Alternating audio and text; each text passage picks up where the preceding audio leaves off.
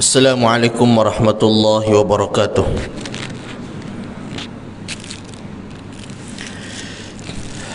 A'udzu billahi minasyaitonir rajim. Bismillahirrahmanirrahim. Alhamdulillahi rabbil alamin. Wa afdhalus salati wa atammu taslim ala sayyidina Muhammad wa ala alihi wa sahbihi ajma'in. Allahumma akhrijna min zulumatil wahmi wa akrimna binuril fahmi waftah alaina bima'rifatil ilmi wa sahhil akhlaqana bil hilmi waj'alna mimman yastami'una al-qawla fayattabi'una ahsanah. Allahumma inna na'udzu bika min an nadilla aw nudalla أو نزله أو نزله أو نظلمه أو نظلمه أو نجهله أو يجهل علينا عز جارك وجل ثناؤك ولا إله غيرك. بسم الله وبالله توكلنا على الله لا حول ولا قوة إلا بالله العلي العظيم. أما بعد. Muslimin dan muslimat, mudah-mudahan dirahmati dan dikasihi oleh Allah Subhanahu wa taala. Jadi insya-Allah pada malam ini kita akan sambung pengajian kita dalam kitab Al-Halal wal Haram fil Islam karangan Syekh Dr. Yusuf Al-Qaradawi rahimahullahu taala.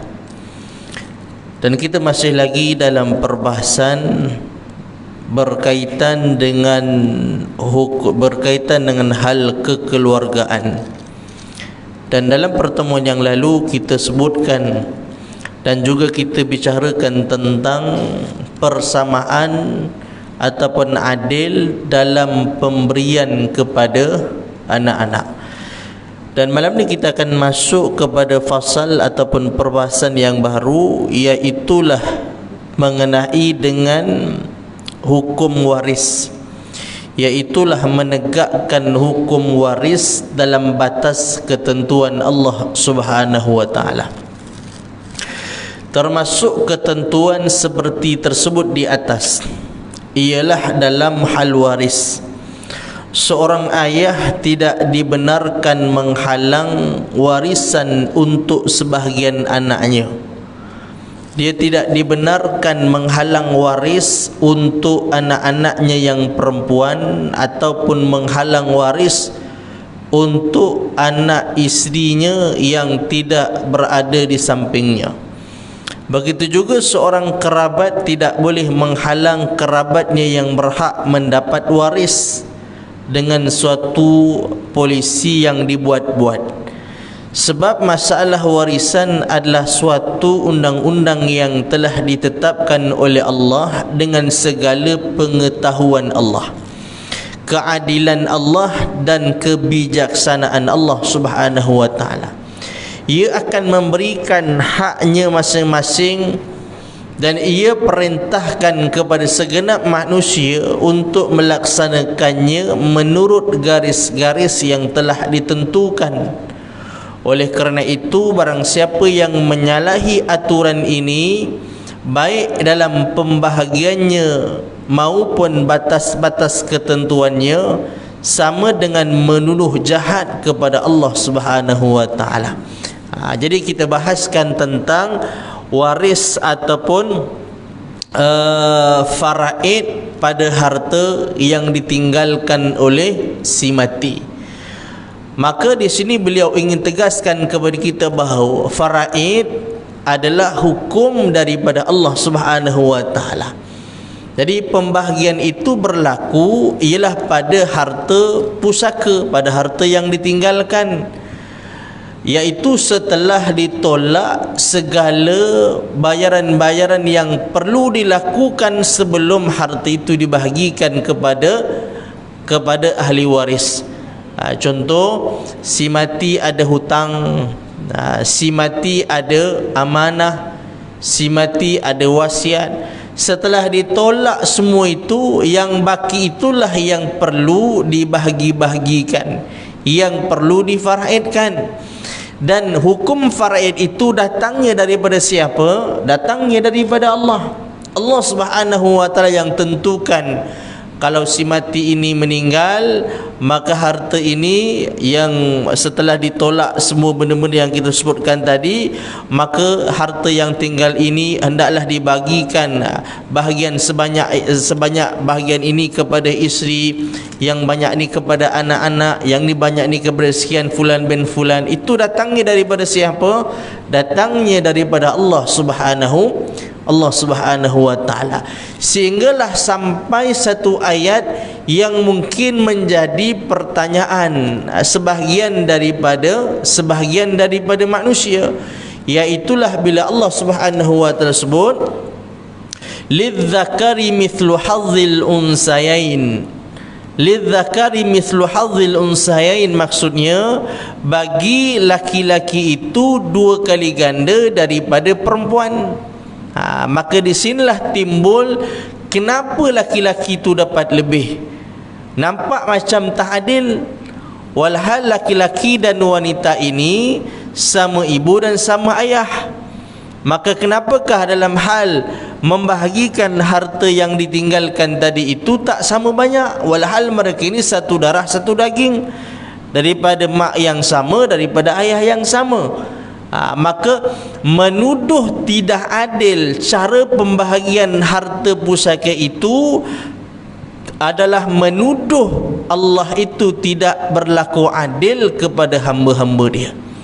Jadi awas hati-hati dalam kita mengeluarkan kata-kata. Sekarang jelas ini daripada Allah. Allah lebih tahu terhadap hambanya, Allah lebih tahu tentang hukumnya, Allah lebih tahu tentang keadilannya. Allah tu lebih bijaksana daripada manusia. Jadi takkanlah Allah yang maha tahu ini, Allah yang maha bijaksana ini menentukan satu hukum yang merupakan satu hukum yang zalim. Itu tidak mungkin. Maka sebab itu laki-laki, bagi orang laki-laki lah, maka dia tidak perlu rasa malu dan rasa bersalah bila mana ia menuntut cara pembahagian harta itu menurut apa yang ditetapkan oleh Allah dalam Quran. Contoh, kan Allah Subhanahu wa taala sebut, katalah kita contoh bagi tahu, dalam Allah Subhanahu wa taala sebut laki-laki dapat 2, perempuan dapat 1. Baik, tetapi kalau seandainya semua sepakat setuju bahawa kita bahagi sama banyaklah, kita tak ikut faraid, tetapi kita bahagi sama banyak. Kalau seorang 10,000, semua dapat 10,000. Kalau 20, kalau 50, kalau 100, semua dapat sama banyak. Laki-laki, perempuan sama banyak. Jadi Allah larang tak pada itu tak? Kalau itu atas persetujuan semua pihak, maka Islam tak larang, ya silakan. Tetapi yang datangnya daripada Allah, Allah Subhanahu wa taala sebut dalam Quran cara bagaimana faraid dia, iaitulah 2 laki-laki 1 perempuan. Tapi kalau laki-laki itu tak apalah, aku nak bagi sama banyaklah, aku 1,5, dia 1,5, aku 1, dia 1, maka itu tak ada masalah. Islam tak larang begitu. Tetapi apa yang disebutkan oleh Allah Subhanahu wa taala dalam Quran, cara pembahagian harta pusaka itu, apakah itu tidak adil dan bersikap zalim dan diskriminasi golongan wanita? Jadi itu tidak. Kerana apa yang Allah Subhanahu wa taala tentukan itu kerana Allah itu lebih tahu.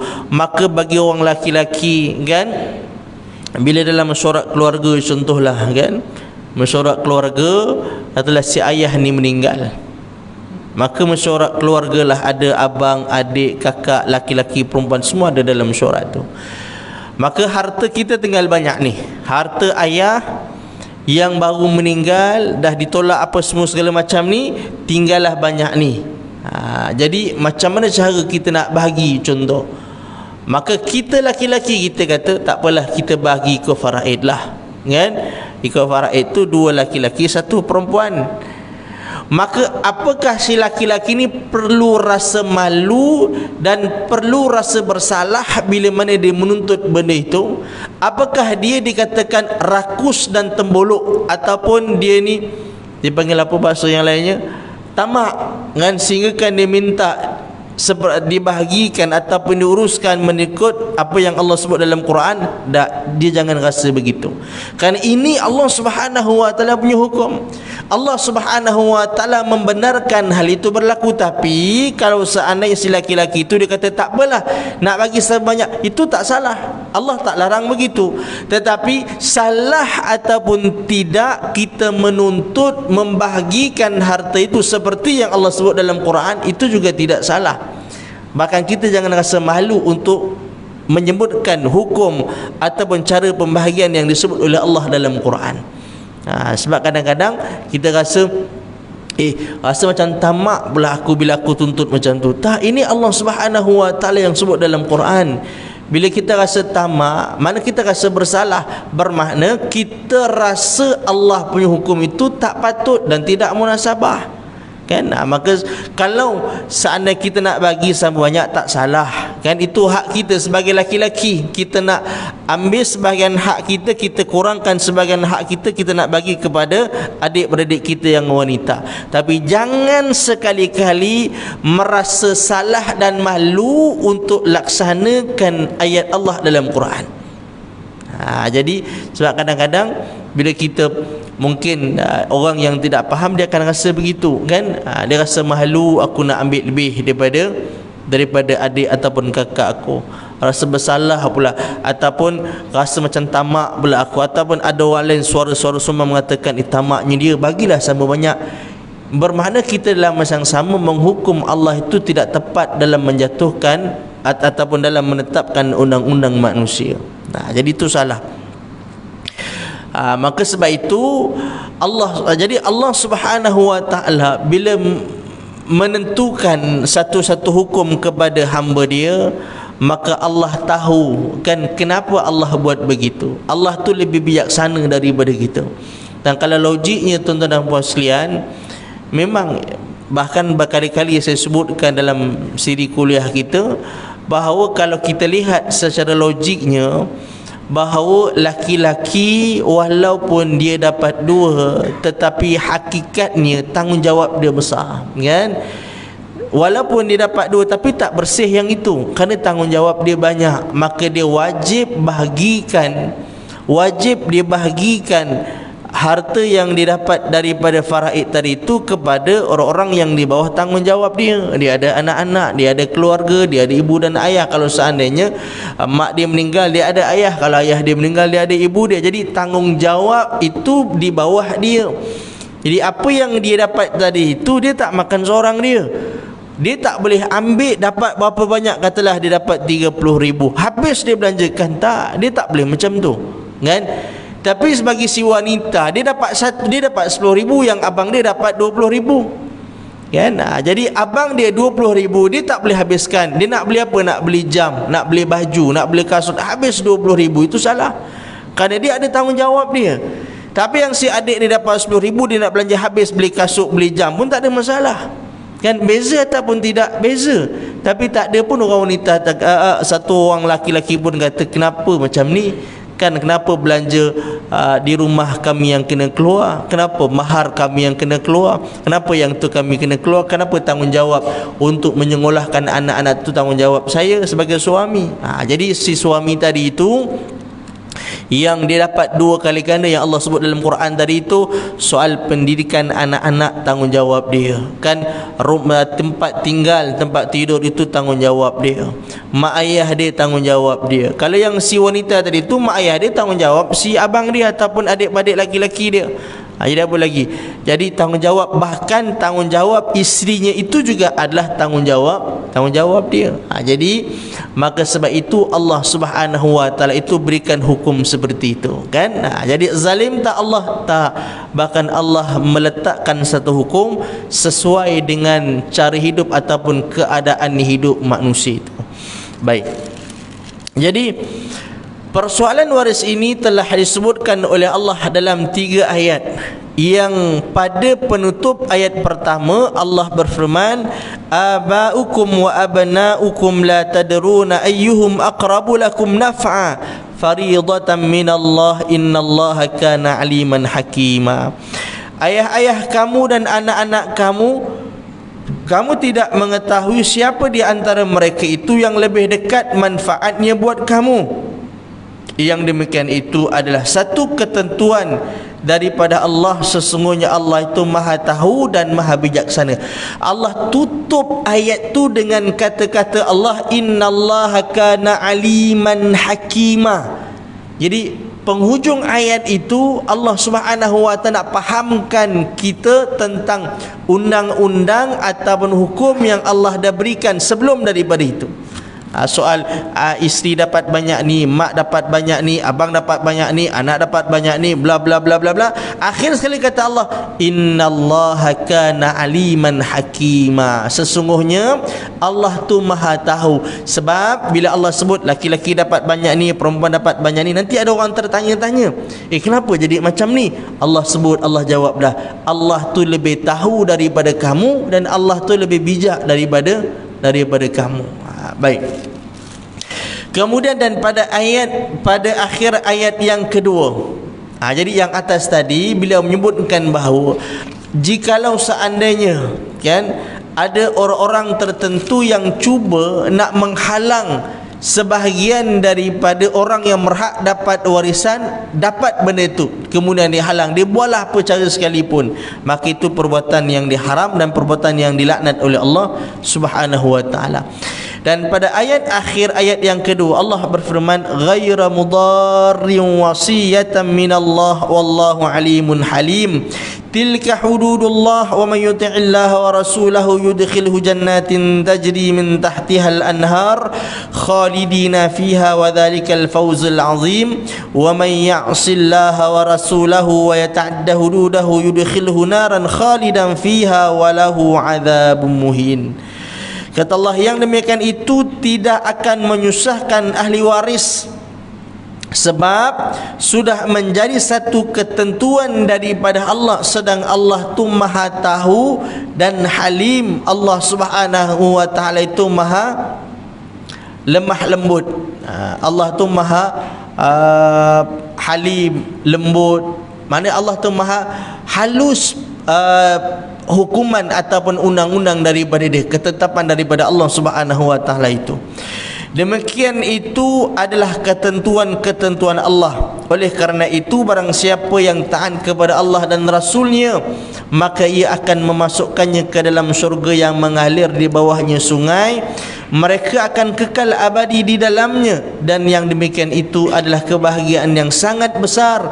Dan barang siapa yang derhaka kepada Allah dan Rasulnya serta melanggar ketentuan-ketentuan Allah, maka ia akan memasukkannya ke dalam neraka yang kekal abadi di dalamnya, dan dia akan mendapat siksaan yang sangat hina. Jadi ringkasnya tuan-tuan, hukum faraid itu daripada Allah, yang pertama. Kemudian yang kedua, jangan sekali-kali kita melihat apa yang Allah dah tentukan itu satu undang-undang yang tidak adil dan zalim.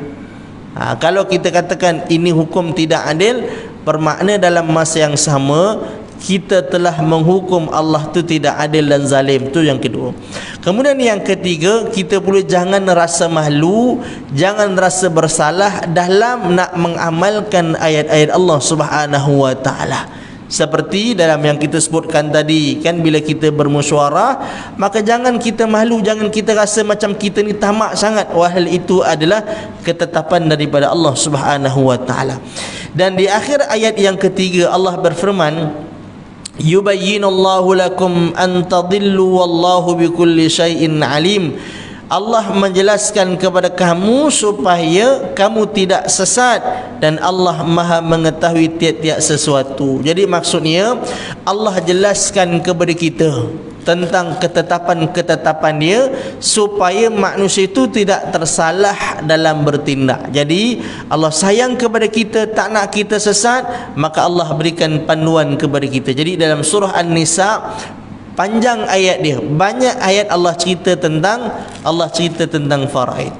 Justru itu barang siapa yang menyalahi hukum Allah dalam masalah warisan ini, berarti dia telah sesat dari jalan yang benar yang telah dijelaskan oleh Allah sendiri, dan berarti pula dia melanggar ketentuan-ketentuan Allah. Oleh kerananya tunggulah hukuman daripada Allah, iaitu neraka yang dia akan kekal di dalamnya, dan dia akan beroleh seksaan yang sangat hina daripada Allah Subhanahu wa taala. Jadi ini berkaitan dengan hukum waris ataupun hukum pembahagian harta faraid. Jadi habis dalam perbahasan itu. Kemudian kita akan masuk kepada tajuk yang baru. Jadi sebenarnya tuan-tuan dan puan sekalian, Islam datang dengan membawa ketetapan ini adalah adalah kerana Allah Subhanahu wa taala nak membela nasib wanita sebenarnya. Sebab di zaman dulu wanita ini tidak diberikan macam tu. Wanita tidak diberikan harta langsung. Islam datang bagi, kan? Islam datang untuk meninggikan martabat golongan wanita daripada wanita di zaman jahiliah. Kita pernah sebutkan tentang di zaman jahiliah, bila mana seorang suami bencikan isteri dia, benci dekat isteri dia, dia cuba nak bertindak zalim dan dia cuba nak menyeksa isteri dia dengan cara yang pertama, dia sumpah tak nak tidur dengan isteri dia. Yang ini kita bahas dalam pertemuan kita yang lalu. Juga di antara cara yang digunakan oleh suami untuk menyeksa isterinya itu, dia akan gunakan cara zihar. Apa nak zihar? Dia kata begini kat isteri dia. Dia kata, kamu ni macam mak aku. Itu zihar, kan? Dia kata, kamu ni macam belakang mak aku, contohnya. Jadi perbuatan dia itu, dia mengatakan dia menyamakan isterinya dengan mak dia. Apa tujuan dia? Tujuan dia nak mengharamkan diri dia terhadap isteri dia. Macam mana dia haram bersama dengan mak dia, begitulah dia nak mengharapkan isterinya tak boleh bersama dengan dia. Maka dia menggunakan cara zihar. Dia tak ceraikan isteri dia. Sebab kalau diceraikan isteri dia, wanita ni lepas habis iddah, dia boleh menikah dengan laki-laki yang lain. Tapi suami ni jahat, laki-laki ni jahat. Dia buat macam mana? Dia nak supaya wanita ni terus tertekan. Maka bila dia zihar isteri dia, dia tak boleh bersama dengan isteri dia. Kemudian dalam masa yang sama, isterinya itu kekal menjadi isteri dia. Dia tidak tercerai. Kalau dia diceraikan, maka wanita ni nanti boleh menikah dengan mana-mana laki-laki yang lain. Maka Islam datang membetulkan hukum zihar itu. Begitu juga berkaitan dengan memartabatkan golongan wanita, meninggikan kedudukan wanita. Yang dulunya wanita dianggap hina bagi pandangan orang laki-laki, maka Islam datang mengatakan tak sama laki-laki dengan perempuan. Cuma dalam pembahagian harta warisan ataupun harta pusaka, kenapa laki-laki dapat lebih, kenapa perempuan dapat kurang daripada laki-laki, itu yang kita sebutkan tadi itu. Baik, kemudian kita masuk kepada masalah yang baru, iaitulah derhaka kepada kedua orang tua adalah merupakan salah satu daripada dosa besar. Kewajipan anak terhadap orang tua iaitu berbuat baik, taat dan hormat. Ini sesuai dengan panggilan fitrah yang harus dipenuhi dengan sebaik-baiknya. Dan yang lebih hebat lagi ialah hak ibu, sebab dialah yang paling berat menanggung penderitaan waktu mengandung, melahir dan menyusukan dan juga mengasuh anak tersebut. Firman Allah Subhanahu wa taala, wa wasainal insana biwalidayhi ihsanan hamalathu ummuhu kurha wa wada'athu kurhan wa hamluhu wa fisaluhu 30 syahra. Dan kami perintahkan kepada manusia supaya berbuat baik kepada ibu bapanya. Ibunya telah mengandung dia dengan susah payah dan melahirkannya dengan susah payah, mengandung dan menyusuinya selama 30 bulan. Baik. Jadi ini disebutkan tentang hak si ibu lebih didahulukan daripada hak seorang bapa. Jadi dalam riwayat ada menyebutkan bahawa di antara kan bila dalam Islam kita dilarang ataupun manusialah dilarang daripada makan hamun ibu ayah dia sendiri, maka seseorang bertanya bagaimana cara seseorang itu laknat atau maki mak ayah dia. Mana mungkin seorang anak yang dia memang dia tak mungkin pun dia akan maki mak ayah dia, sebab mak dia umpamanya yang mengandungkan dia, melahirkan dia, membesarkan dia, takkan mungkin anak ni maki mak ayah dia. Maka kata Nabi SAW ialah dengan cara bila dia maki mak ayah orang lain, anak dia akan maki mak ayah kita balik. Itu sama macam kita, na'udzubillah, seorang anak itu maki mak ayah dia balik. Katalah dia ada kawan dia maki mak ayah kawan dia maki kawan tu, kemudian kawan tu pula anak kepada mak ayah tu, dia tak duduk diam, maka dia akan maki mak ayah si pemaki tadi itu balik. Ataupun contoh, mungkin taklah sampai ke peringkat maki, ataupun contoh kita panggil panggilan yang tak elok kepada satu orang kan, kita panggil dengan panggilan yang tak elok. Kemudian si anak nanti dia akan panggil mak ayah kita pula dengan panggilan yang tak elok. Maka sama seperti seakan-akan kita telah menggelar ataupun memanggil panggilan yang tak elok kepada mak ayah kita. Sebab kita yang membuka jalan itu. Kalau kita tak buat, maka dia tidak akan, si budak tadi itu takkan buat benda itu kan. Kalau kita tak maki mak ayah dia, maka anak dia takkan maki mak ayah kita.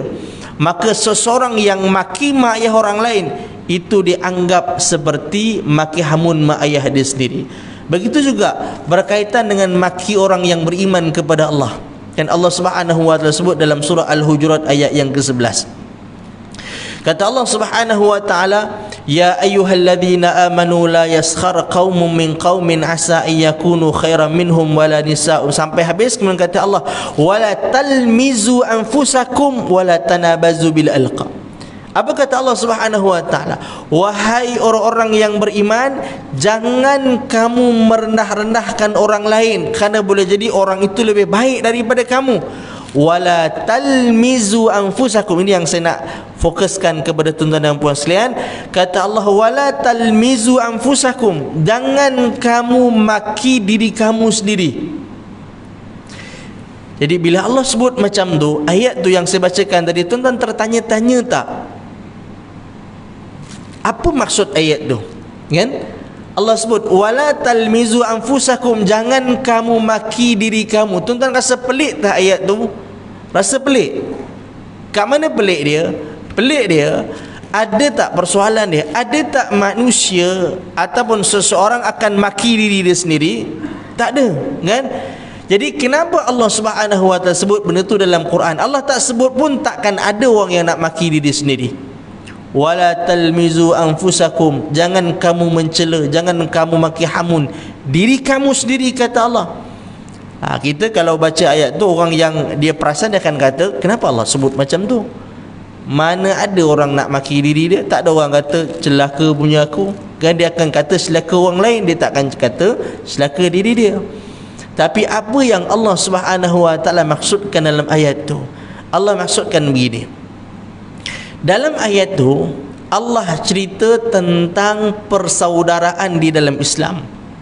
Innamal mu'minuna ikhwatun fa aslihu baina akhawaykum wattaqullaha la'allakum turhamun. Allah cerita tentang tu kan?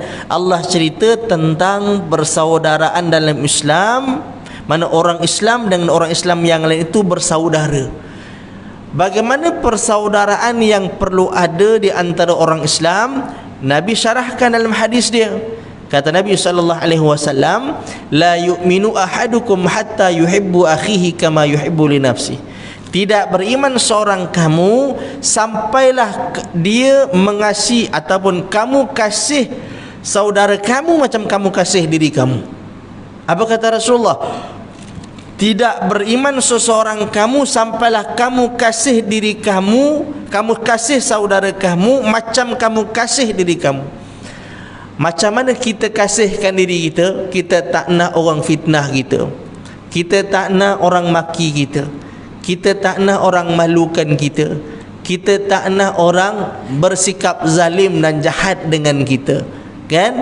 Kalau kita tak nak hal itu berlaku terhadap diri kita, maka jangan lakukan terhadap diri orang lain. Kalau kita tak nak berlaku kat diri kita, jangan kita buat dekat orang lain. Maka itu tanda iman, kata Nabi SAW. Apa dia? Seseorang kasih teman dia macam dia kasih diri dia sendiri. Maka Allah Subhanahu wa ta'ala sebut dalam ayat yang kita bacakan tadi, kata Allah, wala talmizu anfusakum, jangan kamu cela diri kamu, jangan kamu maki diri kamu. Maksud dia, Allah nak beritahu begini, bila mana orang Islam itu bersaudara, macam mana bentuk dia? Begini, rapat sungguh, sayang sungguh dengan, maka persaudaraan dalam Islam itu perlu ada sayang menyayangi. Itu yang Allah nak daripada kita orang Islam.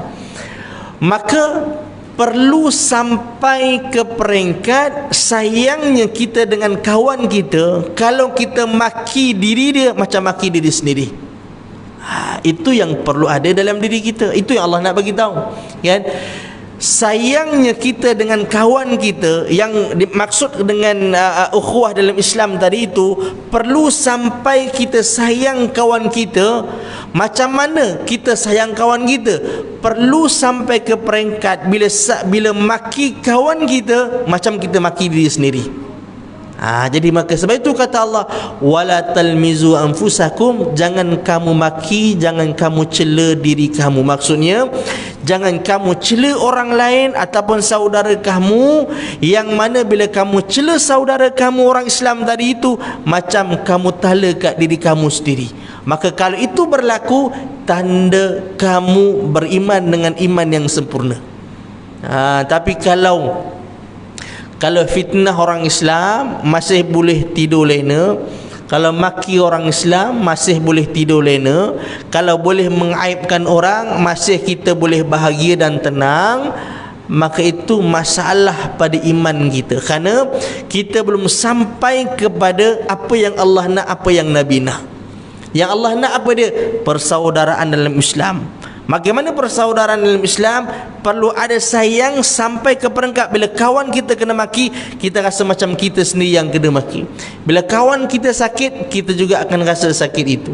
Tapi kalau kita fitnah, kita pun boleh tidur aman, kan? Kita boleh tersenyum, bahkan gembira pula kalau kawan kita dimalukan. Maka itu ada masalah pada iman dan pada kepercayaan kita, ataupun pada agama kita ada masalah. Maka sebab itu tuan-tuan muslimin dan muslimat dan dirahmati Allah, kita kena muhasabah lah, kan? Kita kena muhasabah, kita ni dah cukup baik ke sebenarnya?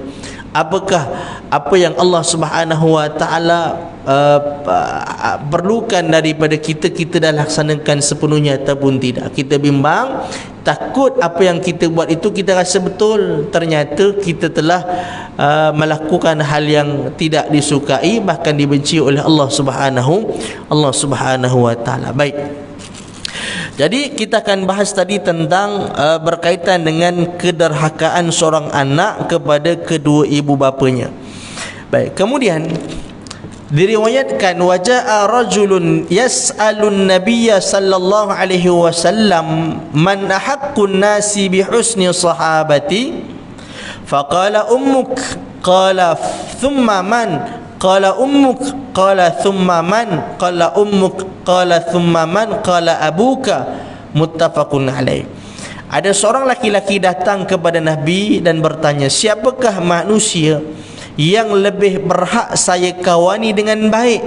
Maka ia jawab, ibu kamu. Maka ditanya lagi, kemudian siapa? Maka Nabi menjawab, ibu kamu. Dia bertanya lagi, kemudian siapa? Nabi jawab, ibu kamu. Dan dia tanya lagi, kemudian siapa? Maka barulah yang keempat, Nabi jawab, ayah kamu. Jadi kedudukan ibu di dalam diri anak-anak terhadap ayah itu lebih tinggi daripada ayah dia. Jadi umpamanya contoh, kalau seandainya mak ayah panggil sekaligus, itu contoh yang paling mudah lah kan. Mak panggil, ayah pun panggil. Mana kita nak dahulukan ibu daripada ayah, walaupun ayah lebih garang daripada mak dia. Tapi biasa anak ikut cakap, anak akan dengar panggilan ayah dulu, kerana dia tahu kalau tak menyaut panggilan ayah dia kena tibai. Kalau mak dia paling-paling tidak kena popek-popek lah. Tapi kalau nak ikutkan keutamaan, siapa yang perlu diutamakan, ibu ataupun ayah? Ayah perlu lebih ibu lebih perlu diutamakan berbanding ayah.